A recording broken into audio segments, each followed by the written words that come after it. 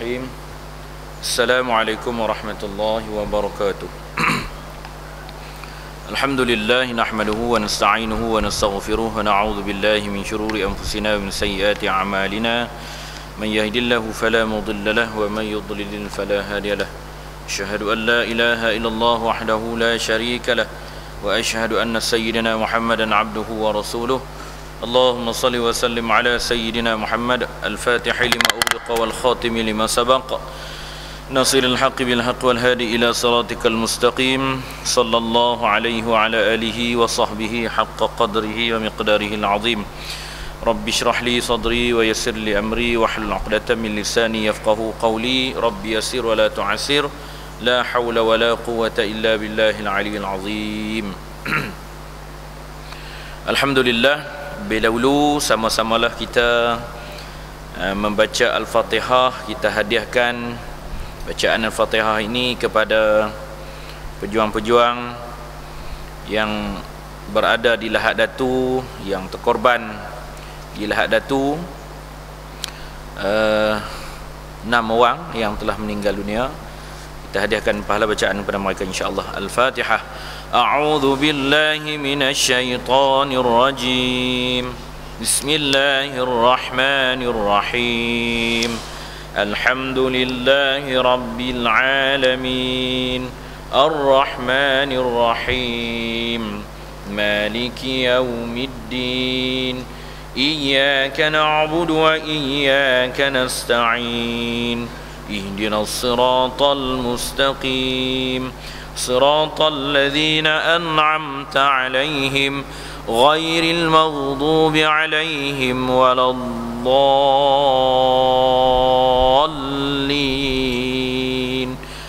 آمين. Alhamdulillah, pertamanya banyak puji kepada Allah Subhanahu wa taala kerana masih lagi diberikan kesempatan untuk berada dalam nikmat Islam dan nikmat iman, berpegang kepada akidah ahli sunnah wal jamaah. Alhamdulillah tuan-tuan dan rahmati Allah, kita 2 minggu lepas kita masuk dalam bab perbincangan tentang haid, nifas dan istihadah. Haid, nifas dan istihadah. Haid dia ada syarat-syarat dan dia ada tanda-tandanya. Begitulah juga dengan nifas dan juga begitulah juga dengan istihadah. Saya terpaksa merujuk banyak kitab lah, untuk membicarakan dan membahaskan tentang haid, nifas dan wiladah bagi orang perempuan adalah cukup bermasalah. Yang penting apabila kita mengetahui kita berada dalam istihadah, hendaklah wajib kita sembahyang dan menunaikan hak-hak sebagai seorang Islam. Baik, tuan-tuan dan berahmati Allah, saya masuk sikit lagi membincangkan bab haid ni menggunakan kitab Salat 4 Mazhab Abdul Qadir Rahbawi dan diterjemahkan pula oleh H. Muhammad Zahurshan. Di dalam kitab ni dia memberikan kepada kita, membahaskan kepada kita tentang haid, nifas dan wiladah secara keempat-empat mazhab. Kita tengok pandangan-pandangan pada mazhab tersebut. Lain kitab, lain pula cara penerangannya. Bukan membawa perubahan hukum, tak. Tengok dia bahas dalam kitab yang lain. Haid adalah darah yang keluar dari kemaluan wanita ketika dalam keadaan tubuhnya sihat dan bukan disebabkan kerana melahirkan atau hilangnya kegadisan, yakni terkoyaknya selaput darah. Haid mempunyai beberapa syarat di mana darah yang keluar tidak boleh disebut haid tanpa adanya syarat-syarat berikut ini. Nak kena tengok dulu syarat-syarat haid. Kalau ada syarat-syaratnya barulah dinamakan sebagai haid. Syaratnya ialah yang pertama, seorang wanita telah mencapai usia 9 tahun menurut hitungan qamariyah. Makna kata kalau kita lahir tahun 19, tak boleh pakai 19. Dia kena tengok 1400 tu. Tahun 1400 kena tengok kalender Hijriah. Maka sebelum usia ini dianggap sebagai darah istihadah. Artinya 9 tahun sebelum ni, kalau umur dia 7-8 tahun, keluar darah, untuk perempuan, maka hukumnya bukan darah haid, dia namanya darah istihadah. 9 tahun ke atas, ini sepakat empat mazhab. Jangan duk cari mazhab Syiah. Yang kedua, bukan wanita yang telah lanjut usia dan mencapai usia yang sudah tua, yakni menopause. Para ulama berbeza pendapat tentang batasan usia tua. Yang ini baru ada bezaan pendapat. Kalau tua, bagi Hanafi, dia berpendapat bahawa usia tua yang benar adalah 55 tahun. Atas dari 55 tahun tu datang lagi, yang tu bukan haid, namanya istihadah. Yang tu bagi mazhab Hanafi. Maka jika wanita yang telah mencapai usia tersebut, artinya dah sampai umur 55, lalu melihat darah, maka itu bukanlah darah haid lagi. Artinya mazhab Hanafi dia hanya letakkan umur 55 tahun. 55 tahun, atas pada 55 tahun masih lagi darah haid, yang tu dia tak panggil darah haid, dia panggil darah istihadah, dia wajib sembahyang bagi mazhab Hanafi. Kecuali jika darah tersebut berwarna hitam pekat. Yang ini ciri-ciri bagi darah bagi haid. Dia berwarna hitam pekat atau merah terang, seperti darah yang segar. Darah bukan darah yang dah lama kering, yang itu dia dah jadi kehitaman. Yang ni dia hitam pekat ataupun merah terang seperti darah segar, maka yang demikian dianggap sebagai darah haid pula. Dia kena tengok ciri-ciri dia selepas umur 55. Manakala bagi Malik pula, dia berpendapat usia menopause antara 50 sampai 70 tahun.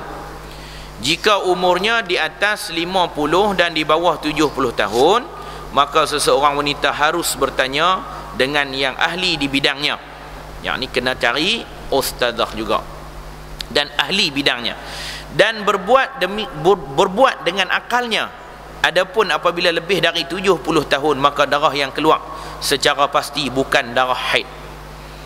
Jadi Imam Malik dia memutuskan bahawa kalau perempuan lebih daripada umur 55 tahun sehinggalah 70, kalau dia kena tanya kepada ahli bidangnya, artinya yang mengetahui jenis-jenis darah tu, pergi tanya. Kalau zaman Nabi sallallahu alaihi wasallam dulu, depa terus pergi tanya Nabi. Nabi dia kasyaf, dia boleh mengetahui apa yang berlaku. Pergi tanya terus direct dia abang. Hang ni bukan darah haid, ini darah istihadah. Hang kena mandi, hang kena pakai elok-elok. Baik. Dan Hanabilah ataupun Hambali berpendapat bahawa usia menopause adalah 50 tahun.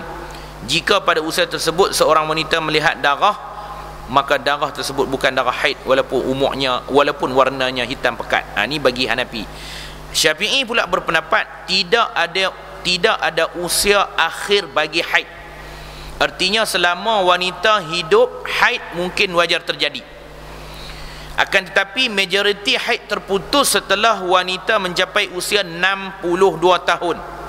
Itu bagi Syafi'i kita, iaitu usia berhenti daripada haid menopause. Syafi'i dia letak 62 tahun, lama. Dan Asy-Syafi'iyah mengambil dalil dengan hadis yang meriwayatkan daripada Sarah isteri Ibrahim alaihissalam, masih haid pada usianya yang menginjak 90 tahun, dan beliau mengandung Ishaq alaihissalam. Demikianlah juga isteri Nabi Zakaria yang merupakan ibu Yahya alaihissalam, sebagaimana tercantum dalam Al-Quranul Karim. Dia berdasarkan daripada sirah-sirah nubuwah. Yang ketiga, ciri-cirinya bagi haid ni, yang tiga ialah darah yang keluar haruslah berwarna seperti warna-warna berikut. Yang pertama, hitam, seperti yang dijelaskan dalam hadis yang diriwayatkan daripada Aisyah.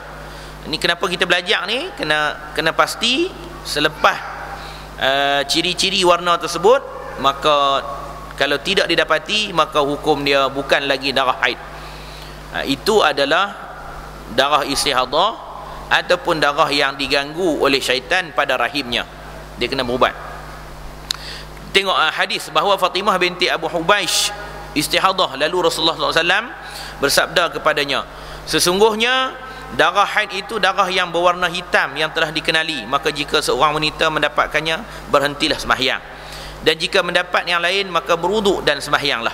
Ini hadis Ibnu Al-Hibban dan Al-Hakim. Yang kedua, ciri haid dia berwarna merah kerana merupakan warna asli darah.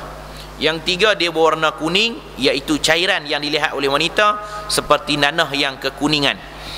Yang keempat, ciri dia ialah keruh, iaitu pertengahan antara warna putih dan terangnya. Dalam hadis Aqamah bin Abu Alqamah dari ibunya Warjanah bekas hamba Aisyah radhiyallahu anhu berkata, seorang wanita datang kepada Aisyah radhiyallahu an, ia mengeluarkan sebuah tempat yang berisi kapas dengan darah berwarna kuning, lalu berkata, janganlah tergesa-gesa hingga engkau melihat potongan kapas berwarna bersih. Hadis riwayat Malik, Muhammad bin Al-Hasan dan Al-Bukhari mengangkat hadis ini mu'allaq. Akan tetapi darah yang kuning dan keruh dianggap haid jika keluar pada waktu-waktu dianggap darah haid, seperti yang tercantum dalam hadis Ummu Asiyah radhiyallahu an. Ia berkata, kami tidak menganggap darah yang kuning dan keruh sebagai darah haid setelah kami suci. Hadis riwayat Al-Bukhari dan Abu Daud. Itu rahmati Allah, dia ada ciri dia. Yang pertama hitam, merah, kuning, keruh. Ini kita tak tahulah, karena kita tak pernah tahu. Tapi yang penting kita belajar hari ini hitam, merah, kuning dan keruh. Kalau nak bagi bersih elok, kena cari sampai dia jernih. Kalau dia masih lagi keruh atau kekuningan, tak boleh. Baik, yang keempat, syarat haid tu ialah yang keempat, rahimnya kosong daripada janin, yakni tidak hamil. Dia tak mengandung. Ini yang tak mengandung ni, rahim dia kosong daripada tidak mengandung ni, ini menurut Hanafi dan Hambali. Hambali kata kalau orang haid ni dia tak mengandung. Dia tak mengandung, keluar darah haid. Adapun menurut Maliki dan Syafi'i kita, tidak ada syarat bahawa rahim harus kosong dari janin. Akan tetapi apabila wanita keluar darah walaupun hamil, maka darah tersebut dianggap haid. Macam keturunan saya, adik mengandung, kok mengandung macam tu juga, sampailah 7 bulan masih lagi haid. Dia kena, sebab tu kita kena tengok ciri-ciri haid tu, hitam, merah, kuning, keruh. Dia kena tengok ciri-ciri haid tu. Dia haid daripada umur 9 tahun ataupun 12 tahun, artinya dia dah kenal darah haid dia tu. Bila masuk dalam waktu dia pregnant, Syafi'i dan Maliki kata, tok guru dia kata, sama juga Syafi'i kata, walaupun dia mengandung tapi datang darah haid. Saya duduk bincang-bincang dengan ustazah di sekolah. Dia kata, ustaz, saya sepanjang 3 bulan saya haid, saya berdarah. 3 bulan saya mengandung, saya berdarah. Jadi artinya bagi mazhab Syafi'i kita kena bila dah haid tak boleh sembahyang macam biasa. Tak boleh sembahyang, sebab dia hukum haid. Kena tengok jenis darah tu. Baik. Bagi mazhab Hanafi dan Hambali, dia kalau dia tak dikategorikan sebagai haid. Sebab orang yang haid ni, dia mesti rahim dia kosong, tidak ada janin, dia tak mengandung. Bagi Syafi'i boleh, Maliki boleh, dia boleh akan datang haid walaupun dia mengandung. Ini luar kemampuan manusia kalau sebagai seorang doktor. Yang kelima, hendaklah darah itu diawali dengan masa suci minima, iaitu 15 hari. Kecuali Hambali berpendapat waktu suci minima adalah 13 hari.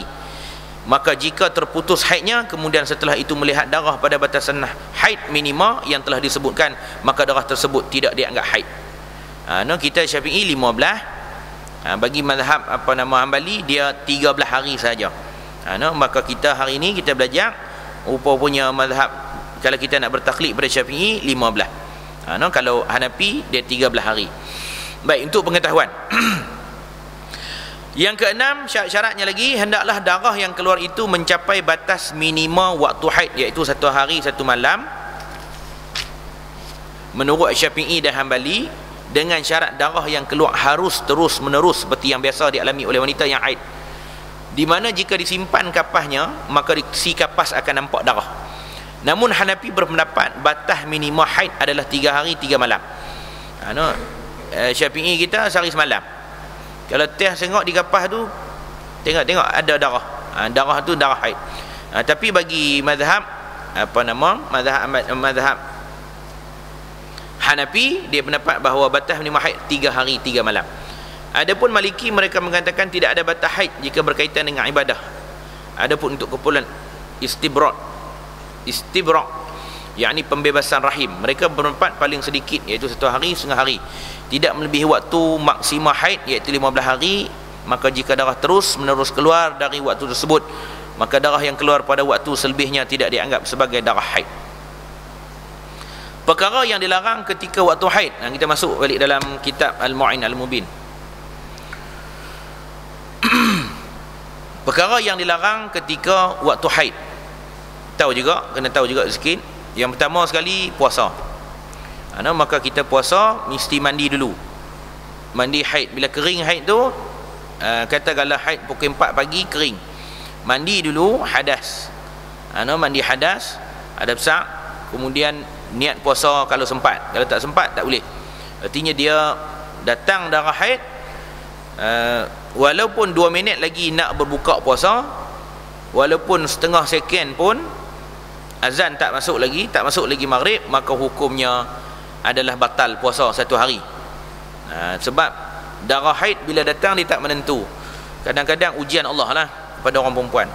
Sebab tu Nabi kata bila dia pergi kepada isteri dia kata inilah kelemahan bagi orang perempuan, agamanya kurang, dia tak boleh nak sempurna macam lelaki. Tapi orang lelaki yang agama dia kurang ni pasal dia tuang sembahyang, kurang juga, bukan kerana haid tu. Dia tuang sembahyang Jumaat. Lah dia tak tuang lah, pasal ciri-ciri orang Syiah ni tuang sembahyang Jumaat. Tak tuang lah, jangan tuang sembahyang Jumaat. Puasa, saum atau puasa diharamkan bagi wanita yang haid, tak boleh puasa, haram hukum dia. Bila dia haid, artinya dia kena buka puasa, dia kena makan, dia kena minum. Jangan dia kata lah 2 minit je lagi, 2 minit pun tak boleh, 2 saat tak boleh. Maka jika wanita tetap puasa, tidak sah puasanya. Dia kena mereka diwajibkan mengqada puasa dan tidak wajib mengqada sembahyang. Jika ia secara tiba-tiba haid datang pada waktu siang hari ketika puasa, maka puasanya batal. Sebagaimana dijelaskan dalam hadis Abu Sa'id Al-Khudri radhiyallahu an, ia berkata, hadisnya panjang, semuanya hadis berkisar tentang wajib mengqada puasa dan tidak wajib mengqada sembahyang. Baik, yang kedua, bersetubuh. Bersetubuh, tidak boleh menyetubuhi wanita yang sedang haid walaupun tidak lagi keluar darah. Hak ni bagi lelaki kena dengar elok. Lelaki kena dengar elok lah, sebab kita ada isteri, tak boleh setubuh. Ustaz, saya dah terlanjur, dah bersetubuh juga. Syafi'i, Maliki, dia kata dari pusat ke atas tak ada masalah, sebab berdasarkan pada hadis riwayatkan oleh Aisyah, isteri ataupun Nabi SAW bergaul dengan aku dalam keadaan aku haid, tapi aku pakai kain. Aisyah terang. Sebab itulah Aisyah tu, ambillah sebahagian daripada agama itu daripada Aisyah. Orang Syiah dia mengkafirkan Aisyah. Tidak boleh menyetubuhi wanita, kecuali Hanafi, mereka mendapat boleh bersetubuh apabila darah sudah tidak lagi keluar dan telah melebihi waktu haid, iaitu 10 hari, tanpa harus mandi. Yang ni mazhab Hanafi. Mazhab lain tak, mazhab lain kena suci, artinya kena mandi dulu. Hanafi dah kering elok, kering dah bang, cuma tak ada nak mandi. Gopohnya suami tak ada nak mandi, dia terjun dulu. Kena taklid Hanafi lah, Hanafi ingat nak buat lah. Artinya ada pendapat yang mengatakan bahawa boleh. Dan jika haid terputus kurang daripada waktu maksimum, maka tetap halal dengan syarat telah melalui satu waktu sembahyang semenjak terputus darah haid. Yang tu artinya bila kita dah berhenti, orang perempuan dah berhenti darah haid, dia mandi, dah kapah dia tu dah jernih dah putih elok dah, dia mandi baru boleh bersetubuh. Kalau tak, dia haramkan bersetubuh. Kalau bersetubuh juga, maka dia dikenakan denda. Dia kena berpuasa, dia kena taubat, dia kena bertaubat elok, taubat, lepas tu kena bayar denda. Ada denda dia. Sekejap kita tengok. Bersenang-senang ataupun mencari kenikmatan di antara pusat dan lutut. Boleh tak suami saja nak seronok-seronok dengan isterinya yang sedang haid? Kita tengok dulu, saya dah habaq dah, cuma tidak dibawakan dalil. Hal ini sebagaimana dijelaskan dalam hadis yang diriwayatkan daripada Aisyah radhiyallahu an, ia berkata, adalah Rasulullah sallallahu alaihi wasallam memerintahkan aku untuk memakai kain, lalu baginda menggauliku padahal aku dalam keadaan haid, kecuali hambali. Hambali tak boleh. Mereka berpendapat tidak haram bersenang-senang di antara pusat dan lutut. Ada pendapat ulama mengatakan bahawa tak boleh, takut terlajak. Takut dia terlajak. Tapi Syafi'i kata kalau boleh tahan, boleh menggaul. Sebab nak membezakan di antara orang Yahudi dengan Islam. Orang Yahudi dia tinggal terus, dia tak tidur sekali, dia tak makan sekali, dia anggap kotor. Sebab apa terjadinya? Dia kata kecuali hambali tidak haram bersenang-senang antara pusat dan lutut. Yang diharamkan adalah bersetubuh. Hal ini sebagaimana tercantum dalam hadis Anas radhiyallahu anhu berkata bahawa kaum Yahudi apabila salah seorang wanita di antara mereka haid, kaum lelaki tidak makan bersama-sama mereka, dan para sahabat bertanya, lalu turunlah ayat. Mana? Surah Al-Baqarah ayat 222. Mereka bertanya kepadamu tentang haid, katakanlah haid itu adalah suatu kotoran. Oleh itu hendaklah kamu menjauhkan diri dari wanita pada waktu haid, dan janganlah kamu mendekati mereka sebelum mereka suci. Apabila mereka telah suci, maka campurilah mereka di tempat yang diperintahkan Allah kepadamu. Sesungguhnya Allah menyukai orang taubat dan menyukai orang yang mensucikan diri. Kemudian Rasulullah SAW bersabda, lakukanlah semuanya kecuali nikah, dan pada lafaz yang lain kecuali bersetubuh. Setubuh tak boleh, nikah tak boleh. Hadis riwayat jamaah kecuali Al-Bukhari. Dan barang siapa yang melakukannya, yakni bersetubuh pada waktu haid, dia terlajak. Sebab ada ulama kata tak boleh, dia gagah juga buat. Walaupun Aisyah buat, Aisyah pakai kain duk melawak juga dengan Nabi SAW. Ada pendapat yang mengatakan bahawa boleh. Tapi kalau terlajak juga, dan barang siapa yang melakukannya, yakni bersetubuh pada waktu haid, maka wajib baginya untuk segera bertaubat. Jangan taruh esok lusa, taubat terus. Dan disunatkan untuk bersedekah sebesar 1 dinar atau setengah dinar. Hal ini dalam hadis yang diriwayatkan daripada Ibnu Abbas radhiyallahu anhu dari Nabi sallallahu alaihi wasallam tentang orang yang menyetubuhi isterinya dalam keadaan haid. Rasulullah SAW bersabda, ia harus bersedekah 1 atau setengah dinar. Hadis riwayat Imam yang 5 dan disahihkan oleh Al-Hakim dan Ibn Al-Qattan, kecuali Asy-Syafi'i. Syafi'i tak, Syafi'i bukan sunat. Mereka mengharuskan bersedekah 1 dinar. Setelah dia bertaubat, dia harus sedekah 1 dinar jika bersetubuh pada hari pertama haid, dan setengah dinar jika di akhir haid sampai si wanita mandi. Duk gagah terbiang juga. Sebab kalau haid sampai 15 hari teruklah. Digagah juga, maka kena kena bertaubat, sebab dia melakukan satu dosa. Allah Ta'ala tak bagi bersetubuh. Dalam surah Al-Baqarah tadi, Allah Ta'ala tak bagi bersetubuh. Mendekati wanita tu bukan maksud jauh, bukan maksud tidur asing dah. Artinya tak boleh bersetubuh menggunakan daripada ayat tersebut. Jadi artinya bagi Asy-Syafi'i, kalau berlaku juga, maka segera bertaubat dengan taubatan nasuha. Bulan depan jangan buat lagi dah. Sebab kita dah test dah bulan ni, dah tak boleh. Jadi artinya bulan depan jangan duk terbiang. Bila terbang dia jadi tabiat. Tak boleh. Yang tu bukan taubat tu, itu apa dia? Taubat kan? Taubat. Bukan taubat, bukan taubat. Dia taubat. Tak boleh.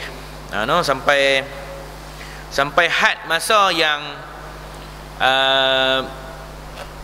mendatangkan masalah, maka isteri sampai tahap tu ulah suami kehendaknya, maka isteri benarkanlah. Tapi nak benar kepada ustaz, duit pun minta kat saya, tu masalah orang lelaki. Lebih hak lain, korang hak lain. Tu settle sendiri lah. Baik. Darah nifas, saya baca sikit darah nifas. Nifas adalah darah yang keluar dari kemaluan wanita selepas melahirkan anak, walaupun si janin mengalami keguguran, kecuali diisyaratkan pada bayi yang lahir. Kerana keguguran itu si janin harus sudah terbentuk sebahagian anggota tubuhnya, seperti jari, kuku, rambut atau yang lainnya. Jika belum terbentuk apapun dan hanya segumpal daging atau segumpal darah, maka jika memungkinkan darah yang dilihat itu seperti darah haid dan terjadi seperti biasanya, maka itu adalah darah haid. Kalau keluar itu ada lengkap semua anggota, nifas. Kalau tak ada, kena jaga, kena tengok, oh ni darah haid, bukan darah nifas. Dan jika bukan, maka ia adalah darah penyakit. Kalau tengok bukan ciri-ciri darah haid, dia adalah darah penyakit. Bila darah penyakit, wajib dia sembahyang. Sebab tu yang penting belajar darah ni. Dia kata hak yang perkara di atas ni berdasarkan kepada Maliki, Hambali, Hanafi. Tapi Syafi'i lain pula. Syafi'i berpendapat lain. Tidak diisyaratkan seperti demikian, walaupun hanya seketul darah, segumpal daging atau darah. Jika doktor bidan beritahu bahawa ia sudah menjadi makhluk hidup, maka darah yang keluar adalah darah nipah. Kita berpegang, bertaklid pada Syafi'i. Keluarlah apa jenis pun, kalau seketul darah, tapi doktor beritahu bahawa dia adalah makhluk hidup, bukan nanti ada kuku, ada jari, tak. Keluar seketul darah, dia degup, guguk ataupun bersalin, guguk, accident kat hentam, lahir, dia duk hidup, dia hidup, lepas tu dia mati. Artinya dia disifatkan sebagai darah nipah. Itu bagi Syafi'i. Kita tengok tempoh dia pula. Tidak ada batasan minimum waktu bagi darah nipah. Boleh jadi keluarnya hanya sebentar. Minima tu artinya paling sedikit. Boleh jadi dia sekejap. Ataupun ada orang yang lahir tak ada darah nipah, pun wajib mandi. Sebab salah satu perkara yang wajib mandi adalah bersalin, beranak, wiladah. Apabila seorang wanita melahirkan dan tidak lama setengah itu terputus darah akibat melahirkan, dan tidak lama setengah itu terputus darah apabila melahirkan, atau tanpa ada darah, maka waktu nipahnya dianggap telah berakhir. Dia beranak-beranak tak ada darah, dia putih darah dia, takat tu ya nipah dia, dan ia wajib mandi dan menyucikan diri. Hanya dia beranak-beranak, takat tu ya ada, sikit sangat yang keluar darah nipah dia, maka setakat itulah nipah dia. Kalau mai pula lepas ada tu, itu bukan nipah. Artinya kita dah tahu, sungguhnya bila berlaku perkara macam tu, maka lepas tu dia mandi. Jangan duk tunggu hari. Ni tak sampai lagi 40 hari ni, 44 hari, sedangkan dia dah kering dah lama dah. Artinya setiap hari dia meninggalkan sembahyang 5 waktu. Kalau yang dulunya berlaku, qada balik. Apabila perutnya dibedah, seterusnya, apabila perutnya dibedah dan keluar seorang bayi, maka darah yang keluar bukanlah darah nipah.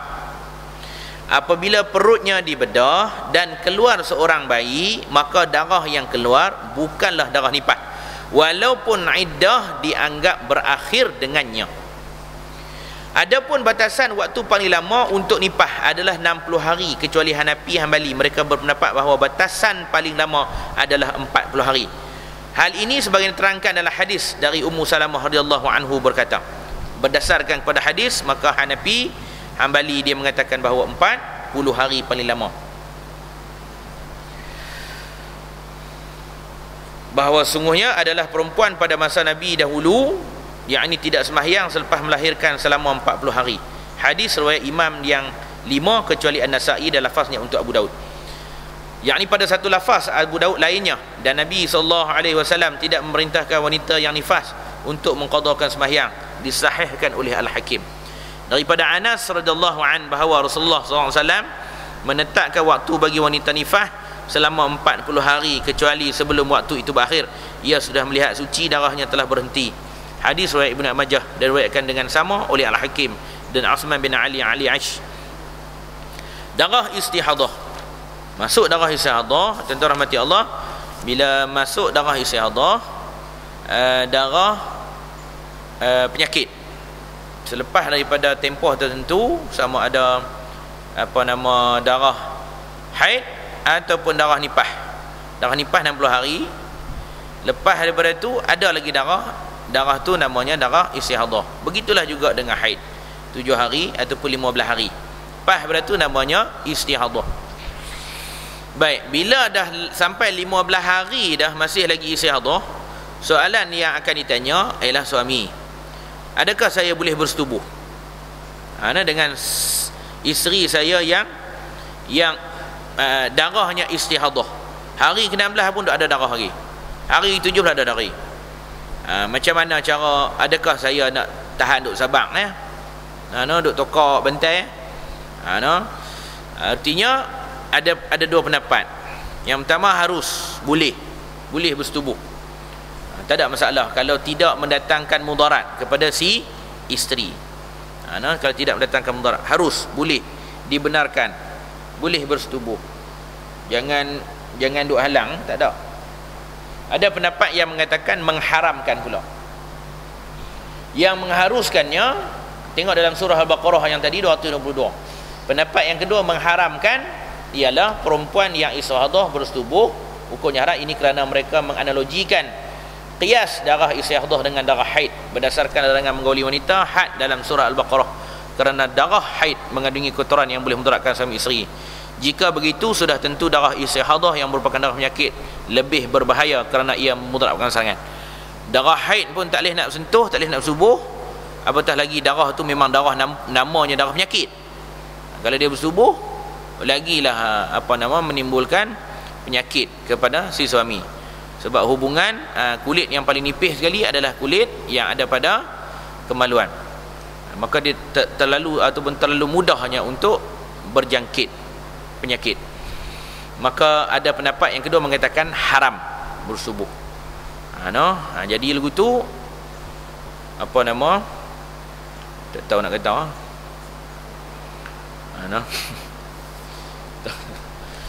jadi lagu tu tak tahu nak kata lah. Baik, bila saya bercakap lagi orang perempuan marah pula. Sekiranya wanita haid haram disetubuhi, sudah tentu perempuan istihadah juga haram disetubuhi. Berdasarkan dalil di atas, penulis berpendapat tidak haram, yakni tidak berdosa melakukan hubungan kelamin dengan isteri yang ditangi daripada istihadah, kerana tidak ada lengan daripada mu'tamad. Ini qat'i mengharamkannya. Ada juga yang kata tak apa, boleh, sebab dia memang tidak ada dalil yang qat'i. Dalil qat'i ni dalil memang betul-betul Allah Ta'ala sebut, memang betul-betul Nabi sebut orang istihadah haram bersetubuh, tak ada. Cuma yang pendapat yang kedua ni, pendapat yang qabih ni, yang sedikit ni, ulama kata haram pasal darah haid pun tak boleh bersubuh, apatah lagi darah tu nama darah penyakit. Bila kita bersubuh juga dia mendatangkan penyakit kepada si suami. Tokaklah jari. Baik. Habis bab darah. Tengok pula perkara segala yang haram dengan berhadas. Yang haram dengan hadas kecil, dia ambil dulu hadas kecil dalam kitab Al-Mu'in Al-Mubin.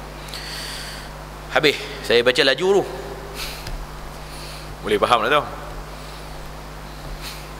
Laju ni duk baca ni pula, tukar buku, tukar kitab pula. Okay, right. Ini penambahan.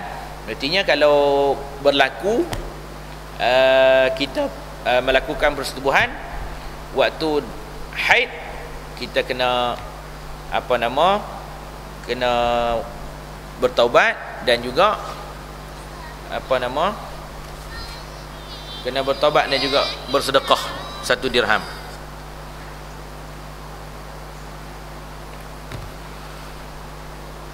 Baik, yang tu yang penting kalau berlaku istihadah, artinya lebih daripada 15 hari. Yang si suami ni adakah boleh bersubuh? Hukum dia harus.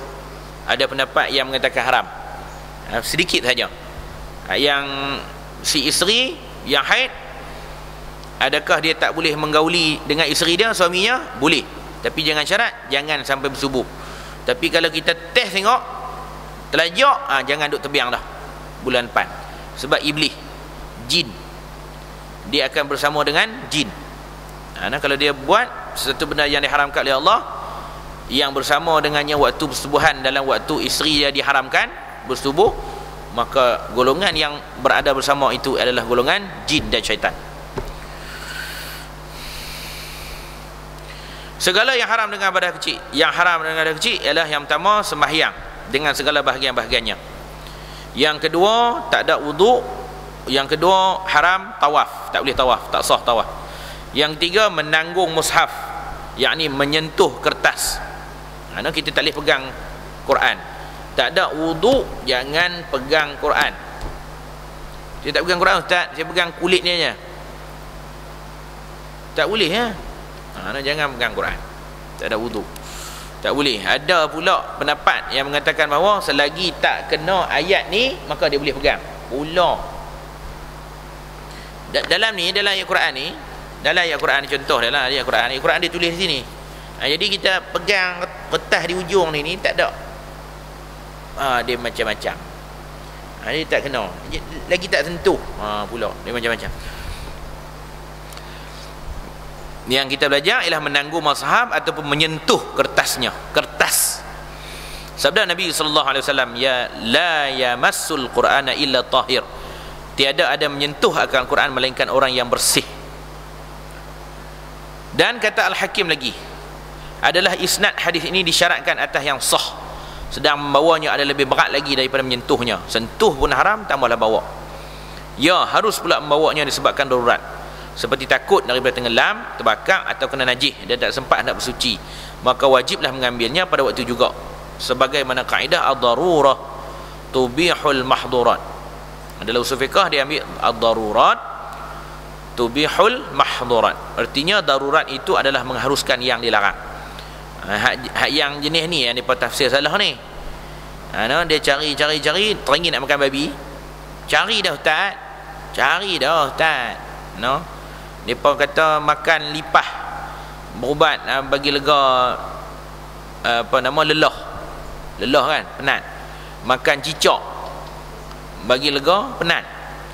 Kalau dah habis semua menatang dah, menatang halal tak ada dah, kambing tak ada, rebau tak ada, lembu, ubat pun tak ada dah, tinggal cicak tu saja. Boleh lagi duk ada, jangan duk telan benda yang haram. Ustaz ni ada ad-darurat tubihul mahdurat. Dia duk pakai tu. Darurat itu adalah mengharuskan yang larang. Ni ustaz ni penat ustaz makan, depa suruh makan anak tikuih hak merah baru beranak, nak bagi lega, penat. Mak kita dulu kecil-kecil penat, petua dok makan lega sungguh ustaz. Macam-macam. Dia macam-macam. Ya Allah, tak boleh. Jangan makan benda yang haram. Tak boleh. Kecuali dah tak ada apa dah. Mana boleh tak ada apa dah? Berubat dah tak ada apa dah. Tak boleh. Jangan makan. Ni duk pakai ayat ni. Ustaz saya nak buat ke mana? Tak ada kerja lain lah. Saya melacur aja lah. Dengan tidak anak saya mati kelaparan, siapa nak pergi makan? Susu tepung tak ada nak beli, duit tak ada. Saya melacur. Sebab ad-darurat tubihul mahdurat. Darurat adalah mengharuskan yang larang.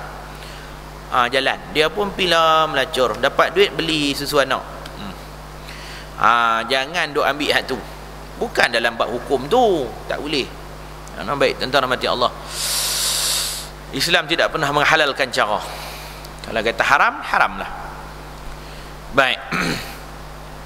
Kalaulah dalam keadaan darurat, yang darurat ad-daruratu tubihul mahdurat ni maksudnya kita nak pegang Quran wajib kena ada ayat sembahyang. Kalau tidak haram, dosa.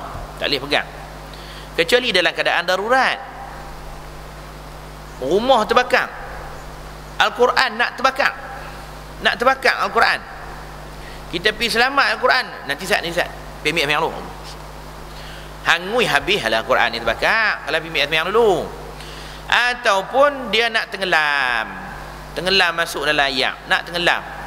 Ataupun terjatuh Al-Quran tu. Orang bawa dia Al-Quran ataupun surah Yasin dia letak atas meja. Atas apa nama? Atas kereta. Atas kereta. Dia letak Al-Quran atas kereta. Lepas tu dia start kereta, dia terlupa. Bila dia kona saja jatuh Al-Quran. Tum jatuh. Saat lagi orang nak lindih, langgang. Kita ni awak dah tengok Al-Quran awak ni lari pergi jauh. Tak pergi ambil ayat sembahyang kan? Ambil ayat sembahyang baru mai pegang selamat Quran. Tak boleh. Yang ni boleh pakai ad-darurat tubihul mahdurat. Dalam keadaan darurat gitu, kita nak selamatkan yang suci ayat Quran tu, kita kena angkat. Muliakan Al-Quran. Sebab tu kita baca Yasin malam Jumaat, jangan letak Yasin atas lantai. Benda ayat Al-Quran kalau kita tengok dalam keadaan jatuh lagu tu, kita kena angkat. Sebab penghormatan ayat Quran. Ini tak, lepas baca Yasin, letak lagi sama kaki pula. Letak atas lantai, relax je. Tidak pun loncok lah tu. Loncok tu, himpun sekali loncok. La ilaha illallah, tak ada adab. Tak ada adab lah. Tak ada, dia samakan dengan buku-buku yang lain. Sedangkan tu ayat Quran. Al-Quran ialah kalamullah. Al-Quran itu ialah kalam, percakapan Allah, mukjizat Allah yang diturunkan kepada Nabi Muhammad SAW, mengandungi syariat, mengandungi hukum. Orang yang membaca mukjizat, kalau dia tenung, akan memberi ketajaman akal fikiran. Dia tidak mudah nyanyuk. Dia tak nyanyuk sebab dia senantiasa membaca Al-Quran, awet muda. Dan satu huruf yang dibaca akan diberi pahala sebanyak 10 kali ganda, 10 rahmat untuk satu huruf. Kalau berwuduk membaca Al-Quran, tenung Al-Quran, 50 pahala, 50 rahmat. Baca Al-Quran satu huruf dalam sembahyang, 100 untuk satu huruf. Itu rahmati Allah, dia berganda-berganda sebab Al-Quran. Kalau kita orang Islam yang berpandukan pada Al-Quran ni, pegangan kita ialah Al-Quran dan As-Sunnah. Al-Quran ni kita tak muliakan, letak di bawah. Siapa yang nak muliakan Al-Quran? Orang Islam nak memuliakan Al-Quran. Takkan orang bukan Islam, dia pergi selamat Al-Quran elok-elok apa. Tak ada bukan pegangannya. Kita lah tak. Masa saya duduk di New Zealand dulu, lepas baca tahlil, baca Yasin kat orang mati, dia letak di bawah lantai biasa celah tu langkah pula tu. Sebab dia duduk ligan nak ambil paha ayam dulu. Contohlah ni di New Zealand. Itu rahmati Allah. Dia jadi cerai sangat, tak ada hormat langsung Al-Quran, tak ada sensitif. Sebab padanlah orang pun ajak. Quran ni hanya pada masa-masa tertentu yang baca waktu mati, waktu nak buat tahlil, waktu angkat nikah sikit, waktu semayang. Dia tak jadikan budaya hidup dia tu dengan baca Quran. Sebelum tidur bacalah Quran, bangun tidur duduk dah tikat semayang baca Quran. Kalau sahabat boleh baca, wajib pula baca hari-hari sahabat. Tapi Al-Quran tak mampu nak baca, walaupun sepatah. Tengok Al-Quran pun tak, kadang sampai berabuk Quran, melayang habuk, bersin nak jelas tu pasal rasdung. Habuk kena rasdung. Kalau rasdung tu turun ke kaki, dia nama rezeki, dia tak nama rasdung. Rasdung duduk hidung. Baik, tuan-tuan rahmati Allah. Itu dalam keadaan darurat. Yang keenam, yang haram kepada yang junub. Habis. Yang kepada yang hadas kecil tadi ada 3 perkara: sembahyang, tawaf, pegang, menyentuh, tanggung, mushaf, tak boleh. Yang bahagian lain pula, yang haram kepada orang yang junub. Yang ini, orang yang berjunub ni orang yang tak mandi lagi. Dia bersetubuh, dia tak mandi lagi, ni berjunub. Haid, berhenti haid. Orang yang bernipah lain pula. Yang ni untuk orang berjunub dulu. Dia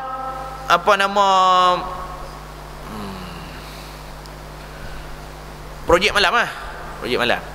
Subuh tak bangkit, jaga-jaga pukul 7. Contoh dia, jaga-jaga pukul 7 boleh dah lagi. Jaga-jaga pukul 8.30. Dia bangkit basuh dulu tu dia pergi pasar malam. Dia pergi dia pergi dulu market beli ikan. Kan? Dia pergi buat tak tahu, orang kan tahu dia dah. Dia lah. Tengok. Yang haram kepada orang yang junub. Yang pertama talak. Yang kedua tawaf. Yang tiga menyentuh Al-Quran dan membawanya. Yang keempat membaca Al-Quran. Sabda Nabi SAW, baca Quran dalih. La yaqra'ul junubu walal haidu syai'an minal Quran. Artinya tidak boleh membaca orang yang junub dan tidak juga orang yang haid sesuatu daripada Al-Quran. Orang yang haid sesuatu syai'an minal Quran, sesuatu daripada Al-Quran tak boleh. Ustaz, orang yang menghafal Al-Quran, Ustaz, macam mana? Bila dia dah haid, adakah dia boleh, kalau haid dia sampai 15 hari, dia tak penerah, sudah pasti dia akan lupa. Nak buat macam mana? Dia kena hafal dalam hati dia. Ini bagi mazhab Asy-Syafi'i. Ada setengah ustazah dia kata tak apa, baca niat niat untuk doa. Doa apa sampai satu surah Al-Baqarah. Baik, tuan-tuan rahmati Allah, bacalah hati, hafallah hati. Baik. Bagaimana pula dengan bacaan Bismillahirrahmanirrahim? Menyebut bismillah itu adalah ayat Quran. Boleh, dibolehkan, dibenarkan sebab sedikit, dan dia tu dijadikan sebagai amalan dalam hidup dia. Kemudian dia sebut alhamdulillah pun ayat Quran, pun boleh. Yang itu boleh, keratan-keratan kecil-kecil tu. La yaqra'ul junubu walal haidu syai'an minal Quran. Ini hadis Abu Daud dan Ibnu Majah, riwayat At-Tirmizi. Tidak boleh membaca orang yang junub, tak boleh baca apa, dan tiada juga orang yang haid daripada satu Quran. Orang junub tak boleh baca Quran, orang yang haid tak boleh baca Quran. Dan dalil menyebutnya dengan qasad tiada membaca Quran seperti katanya waktu hendak naik kenderaan, subhanalladzi sakhkhara lana hadza wa ma kunna lahu muqrinin. Ayat ni adalah ayat Quran, ayat surah, adalah daripada doa kenderaan, daripada ayat Quran. Yang ni dia boleh niatkan dia sebagai doa sebab dia naik kenderaan, maka dibenarkan oleh ulama benarkan. Dan sesuatu musibah menimpanya, musibah menimpa, dia accident, kawan dia beritahu, tak saat ni keluar saja masjid, accident, inna lillahi wa inna ilaihi raji'un. Dia tak mati lagi, dia accident dia, inna lillahi wa inna ilaihi raji'un. Hanglah aku habaq tadi accidentnya, inna lillahi wa inna ilaihi raji'un. Sebab menimpa musibah bukan mati, menimpa musibah kena sebut inna lillahi wa inna ilaihi raji'un, bukan nanti mati.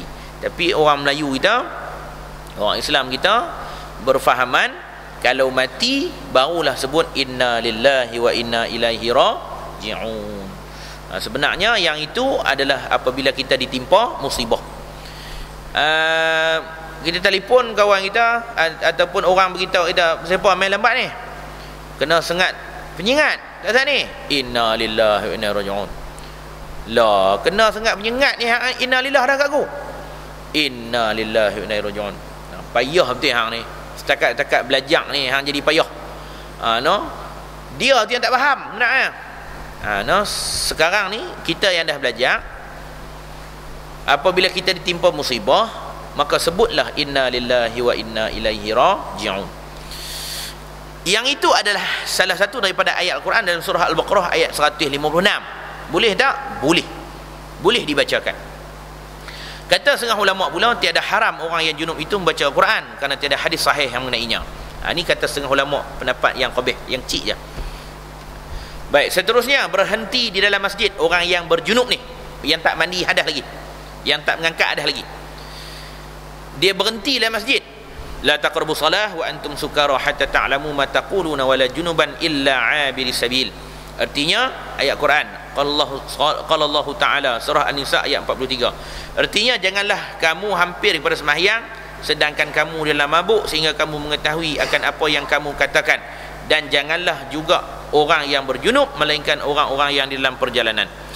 Kata Ibnu Abbas radhiyallahu anhu dan juga orang lain lagi, maksudnya ialah jangan menghampiri tempat-tempat sembahyang, kerana di situ bukannya tempat lalu perjalanan, bahkan pada tempat sembahyang itu adalah masjid. Sabda Nabi sallallahu alaihi wasallam, la uhillul masjid li haid wala junubin. Artinya tiada dihalalkan masjid itu bagi orang yang haid dan tiada juga bagi orang yang berjunub. Berjunub selagi dia tak mengangkat hadas besar, haram, tak boleh masuk ke dalam masjid. Tempat mana yang dikata isytihar sebagai masjid, tak boleh, jangan masuk, mandi dulu. Pasal apa yang ulama dia letakkan hukum ni? Pasal memang ada perangai orang yang tak mandi junub, dia duduk biar pergi market baru dulu. Tak boleh, sebab orang yang tak berjunub ni, Allah Subhanahu Wa Taala dia mencipta bukan sahaja makhluk manusia, dia mencipta jin, syaitan. Dalam keadaan kita yang kotor, yang boleh terjerumus ke dalam lembah kehinaan, dihasut oleh iblis, badan kita kotor, tak suci. Saat lagi iblis ataupun jin boleh menguasai diri kita, kita tak boleh nak minta tolong pada Allah. Kalau kita nak baca laqad ja'akum ke ayat kursi ke, tak boleh, haram.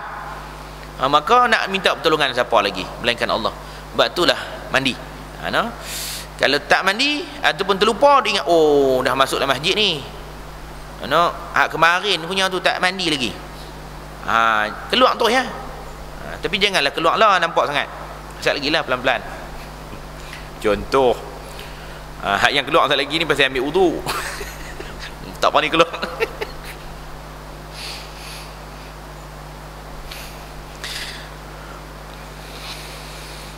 Yang ketujuh, ni habislah. Habis orang yang berjunub, dalam keadaan dia berjunub, dia tak mengangkat hadap sang, dia tak mandi wajib lagi. Habis, tak boleh masuk dalam masjid. Tawaf, talak, tawaf, sentuh Quran, baca Quran, tak boleh masuk dalam masjid, berhenti dalam masjid. Yang ketujuh, yang haram kepada orang yang haid dan nifas. Ini orang haid dan nifas, orang lelaki tak terbabit, orang perempuannya. Yang pertama sembahyang, tak boleh sembahyang. Yang kedua tawaf. Yang ketiga menyentuh Al-Quran dan menanggungnya. Yang keempat berhenti dalam masjid. Keterangan ini adalah sebagaimana yang telah lalu juga, artinya sama macam yang kita bincang dalam berjunub tadi. Yang kelima berpuasa. Sabda Nabi SAW bagi perempuan-perempuan, alaysa idza hadat lam tusalli wa lam tasum, qulna bala, qala fadhalikunna min nuqsani diniha. Artinya, adakah tidak apabila perempuan itu haid, tiada sembahyang dan tiada puasa? Jawab perempuan-perempuan itu, bahkan sabdanya lagi, yang demikian adalah dari kekurangan agamanya. Nak buat bagaimana orang perempuan kekurangan agamanya ialah kerana kedatangan haid dan nifasnya.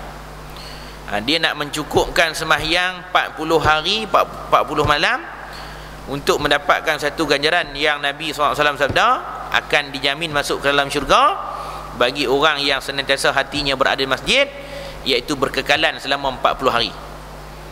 Orang perempuan tak boleh melainkan setelah dia menopause. Dia dah berhenti haid, dalam keadaan dia berhenti haid ni pula umur dia sampai 72 tahun baru berhenti. Tak jumpa. Ada benda lain lagi yang Nabi SAW bagi kelebihan kepada orang perempuan. Orang perempuan ni dia mudah sangat masuk ke dalam syurga daripada lelaki. Sebab lelaki tanggungjawab dia berat. Orang perempuan dia mudah masuk dalam syurga, nampak macam mudah, tapi bila bab masalah ketaatan kepada suami, itu saja yang menjadi susah. Yang jadi susah bab ketaatan kepada suami, itu saja yang jadi payah. Apabila berlaku pula soalan-soalan yang memang dia tak boleh nak terima, memang na'udzubillah lah, janganlah abang sampai na'udzubillah, macam buat perkara tu masuk ke dalam neraka. Janganlah abang, na'udzubillah lah, minta timpang daripada Allah Ta'ala. Tu dia macam nak buat benda haram. Sunnah Nabi contoh. Diam sudah dengan abang. Baik, faham tak tu? Berhenti dalam masjid, artinya dia masuk dalam masjid berhenti, duduk macam lah ni tak boleh, haram. Kalau dia tertinggal barang ataupun dia nak ambil sesuatu barang dalam masjid, dibenarkan. Tapi dia lalu sahaja. Nak lalu tu pun ada syarat. Dia mesti dengan syarat kalau orang perempuan haid nifas tadi ni, dia kena pakai pampers, kena pakai pampers supaya tidak menitik-nitik di dalam masjid. Kalau menitik, jatuh, hukum dia haram, tak boleh, jangan lalu. Kalau dia pasti, dia yakin tak jatuh, okey, right, boleh. Orang perempuan mungkin dia tak akan tanya bab masalah istihadah dia sembahyang macam mana. Bila saya masuk bab ni baru saya ingat, saya terlintas balik. Orang istihadah, orang perempuan, dia keluar darah haid lebih 15 hari, masuk hari ke-16, dia kena mandi dan dia kena wuduk setiap kali sembahyang fardu. Sampai pertikaian ulama kata, boleh tak diselangi di antara azan dengan iqamah sementara nak masuk sembahyang. Kita ada waktu azan, ada waktu iqamah. Antara waktu tu, jarak waktu tu kena ambil wuduk lain kah? Tak, boleh jarak tu.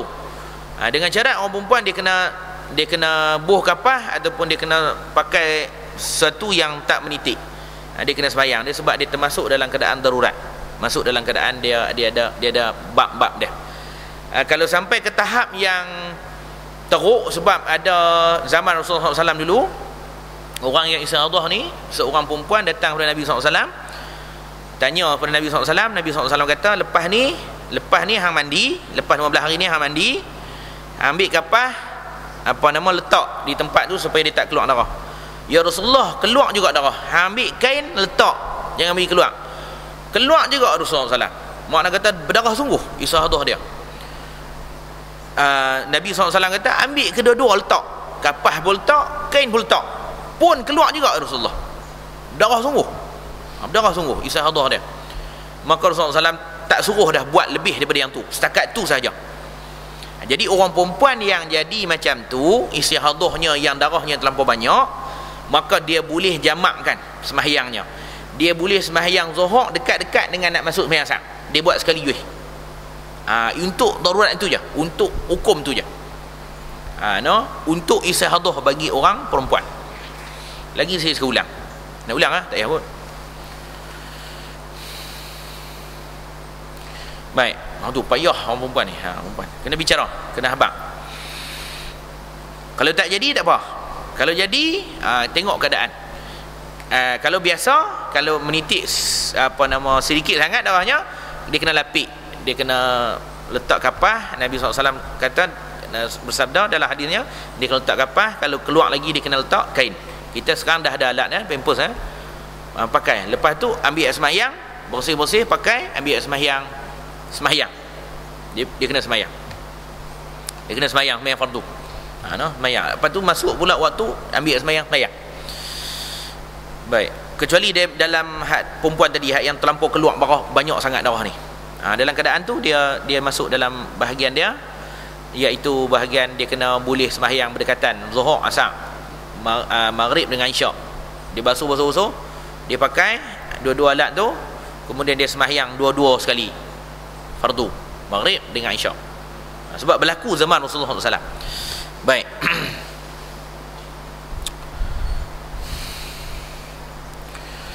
Puasa, sabda Nabi SAW bagi perempuan-perempuan untuk berpuasa, maka didatangkan dalil. Nabi SAW sabda dalam hadisnya bermaksud, adakah tidak apabila perempuan itu haid, tiada sembahyang dan tiada puasa? Jawab bahkan sabdanya lagi, yang demikian adalah dari kekurangan agamanya. Sabda Nabi SAW, lam tasul wa lam tasum, lam tusalli wa lam tasum, adalah menegaskan bahawa orang yang haid itu tertegah sembahyang dan puasa yang telah sabit pada hukum syarak sebelumnya berlakunya majlis itu, dan wajib qada selain daripada sembahyang. Kata Sayyidatina Aisyah radhiyallahu anha, kana yusibuna dzalika ay haidu fa nu'maru biqada'i shaum wa la tu'maru biqada'i shalah. Adalah mengenai kami yang demikian, iaitu haid, maka disuruh kami dengan mengqadakkan puasa dan tiada disuruh mengqadakkan sembahyang. Baik, dalam hadis lain, kalau kita tengok dalam kitab yang lain, ditanya kepada Aisyah, ada orang tanya, kita tak tanya apa, ada orang tanya dah zaman Rasulullah lagi. Orang tanya Aisyah, apa Nabi suruh qada puasa, dia tak suruh qada sembahyang? Tanya. Orang dah bagi peluang tak payah qada sembahyang, qada puasa saja, dia tanya juga. Aisyah beritahu dekat dia, Rasulullah beritahu dekat aku, yang itu saja kena qada. Itu saja jawapan dia. Artinya bila kita orang perempuan, dia tak boleh berpuasa disebabkan kerana haid, maka dia hanya wajib mengqada puasa, tidak wajib mengqada sembahyangnya. Pasal apa? Maka jawab baliklah kalau orang tanya kepada kita, sebab Nabi suruh qada hanyalah puasa, dia tidak wajib mengqadakan sembahyang. Kalau tanya lagi pasal apa, hang tanya Rasulullah tadi. Baik.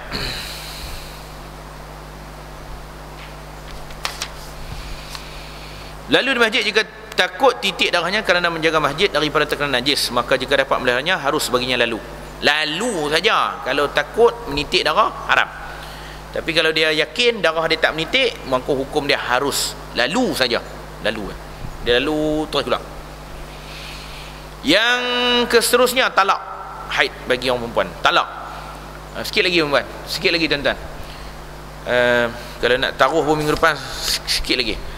talak diriwayatkan daripada Ibnu Umar radhiyallahu anhuma bahawa beliau telah menceraikan isterinya disedangkan dia dalam haid pada masa Rasulullah SAW. Maka bertanya beliau kepada Umar radhiyallahu anhu dari hal kejadian ini, maka sabdanya yang bermaksud, suruhlah akan dia, maka hendaklah ia rujuk akan dia, kemudian ia menahan akan dia sehingga suci, kemudian ia datang haid, kemudian ia suci pula, kemudian jika dia suka peganglah terus selepas itu, dan jika dia suka pada pula hendaklah mencerainya, cerailah sebelum dia menyentuhnya. Maka demikian adalah iddah yang telah diperintahkan Allah Subhanahu wa taala bahawa ditalak bagi perempuan. Ditalak bagi perempuan. Artinya kalau kita lafaz talak dalam masalah haid bagi orang perempuan, hukum dia haram. Zaman Rasulullah SAW dia suruh kembali balik lepas haid esok, kalau hang tak mau juga lepas. Artinya dia rujuk balik lah tu. Talak dia tetap jatuh, hukum dia saja haram. Talak tetap jatuh. Bahagian talak ni masalah. Masalah dia sebab jangan terlalu mudah mengikut perasaan marah, terutama orang lelaki. Orang perempuan dia tak boleh nak kontrol marah dia daripada orang lelaki.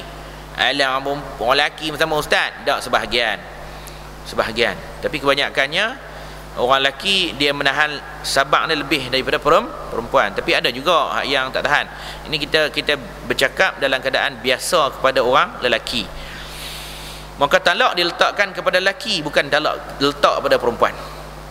Kalau dalam keadaan kita marah, maka ulama kata jangan sesekali melepaskan talak dalam keadaan kita marah.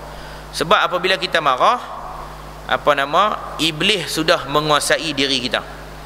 Apabila kita dah lepaskan talak, selesai saja talak dilepaskan, iblis lari keluar daripada tubuh badan, waktu tu kita menyesal. Talak pula talak 3. Talak 3, orang Melayu kata kena Cina buta. Kalau Bangla buta lagilah. Ambil dekat Cina kan. Baik, tuan-tuan rahmati Allah, buat masalah talak ni dia luah kita lagi nak bincang. Cuma bagi kita orang lelaki jangan dipermain-mainkan talak. Contoh macam sahabat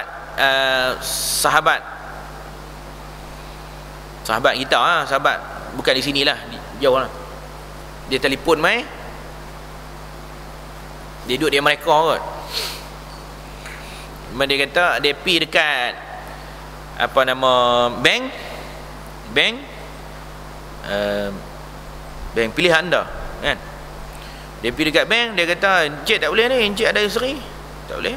Dia kata saya isteri saya cerai lah. Dia kata lagu tu dekat pegawai bank tu punya nak dapatkan loan pinjaman peribadi tu. Dia kata lagu tu lafaz cerai, jatuh talak. Memang jatuh talak. Jatuh talak. Tak boleh. Jangan duk buat lebih kurang buat talak. Tak boleh. Terutama sekali dalam keadaan kita marah. Kemudian bila kita talak, contoh dah terjatuh dah juga talak, terlepas keluar talak, ada masa untuk kita rujuk balik, tapi kita tak rujuk, masih pekat lawan mengerah. Aku tak heran, aku boleh balik mak pak aku. Awak aku heran kan sangat. Hang. 2 hari boleh heran, masuk hari 3. Mula tepuk dia. Silap dia dah. Dalam masa iddah tu, dalam masa duduk keli tu, duduk cerai-cerai, dia sebut pula kali yang kedua, dah 2 talak jatuh. Sebab masih lagi dalam iddah. Elok pi nak ambil ya, keli pula. Cerai hang pula. Jatuh kali yang 3. Talak 3. Bukan nanti sekali lafaz. Sekali. Jadi 3. Ni jenis keli. Jaga. Artinya kalau berlaku perkara macam tu, waktu nak marah, Nabi kata dah, kalau kita tengah berdiri, duduk. Kalau kita rasa nak marah. Kalau kita dalam keadaan duduk pun nak marah lagi, mana tak marah, tak beletiak, dia suruh tidur. Dalam keadaan kita berdiri, duduk, lepas duduk, tidur. Lepas tidur, mengerah lah. Hati saya dah marah lah. Tidur. Mangkit-mangkit lagi dia jadi lain lah. Dia hilang dah marah. Baik, kena jagalah bab masalah talak. Lain daripada tu, tuan-tuan pi pejabat agama, pi rujuk sana lah. Saya keadaannya begini, apa hukum dia? Jatuh dah, bertanya depa. Tu kerja depa. Jabat-jabat kamu. Jima'. Jima'. Jima'. Diriwayatkan daripada Anas radhiyallahu anhu bahawa orang Yahudi adalah apabila haid perempuan mereka tiada makan minum bersama-sama. Maka sabda Rasulullah SAW artinya perbuatlah apa juga melainkan nikah, yakni jima'. Diriwayatkan daripada Ummu Salamah radhiyallahu anha katanya Nabi sallallahu alaihi wasallam bersabda artinya adalah penipuan daripada isteri Rasulullah SAW adalah perempuan daripada isteri Rasulullah SAW mengira ia dalam nifasnya 40 malam. Tiada disuruh oleh Nabi mengqadakkan sembahyangnya pada masa nifas itu. Sesungguhnya telah jatuh ijma' ulama bahawa nifas adalah sebagaimana haid juga pada sekalian hukumnya dalam perkara halal dan haram. Jadi dia hanya kupah haid dan nifas, artinya apa yang ada pada haid ada pada nifas. Peringatan, dia kata wajiblah tiap-tiap seorang perempuan mempelajari hukum-hukum mengenai haid, nifas, istihadah ini. Jika suaminya orang yang berpengetahuan, wajiblah dia mengajar isterinya. Jika tidak, terpaksalah kaum isteri sendiri mempelajarinya di luar kepada alim ulama. Kalau suami dia tak mampu nak ajar bab haid, nifas, wiladah, dia kena izinkan suaminya untuk datang belajar bab haid, nifas dan wiladah. Habis dalam bab haid dan nifas. Ingat 2 minggu, 3 minggu. 2 minggu lah. 2 minggu. Alhamdulillah habis juga.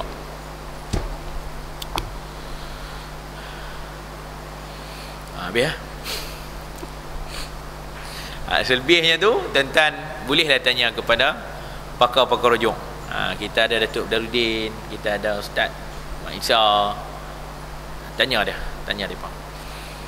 Jadi hak itulah sekadar yang mampu saya nak kongsikan bersama. Yang selebihnya terserah kepada lebih alim dan lebih arif bahagian tentang darah yang ada pada perempuan. Kalau kita dah kenali, artinya bagi kita lelaki jangan bersama, jangan bersetubuh. Jangan ganggulah. Kalau mampu tak ada masalah. Baik, bagi orang perempuan yang dah dengar, artinya tidak ada masalah kalau nak berseronok dengan suami dalam keadaan jangan sampai melebihi had batasan. Itu je. Baik, tak ada soalan. Pergi rumah, orang main rumah kita tak minum ayak lah. Tak ada soalan? Tak ada. Baik, insyaAllah. Bismillahirrahmanirrahim. Allahumma salli wa sallim ala sayyidina Muhammad wa ala alihi wa sahbihi ajma'in. Radina billahi rabba wa bil islami dina wa bi Muhammadin nabiyya. Allahumma faqahu fid din wa 'allimhu ta'wil. Allahumma nawwir qulubana bi nuri hidayatika kama nawartal ard bi nuri syamsika abadan abada bi rahmatika ya arhamar rahimin. Wa sallallahu ala sayyidina Muhammad wa ala alihi wa sahbihi wasallam. Walhamdulillahi rabbil alamin. أقول قولي هذا وأستغفر الله العظيم لي ولكم والسلام عليكم ورحمة الله وبركاته.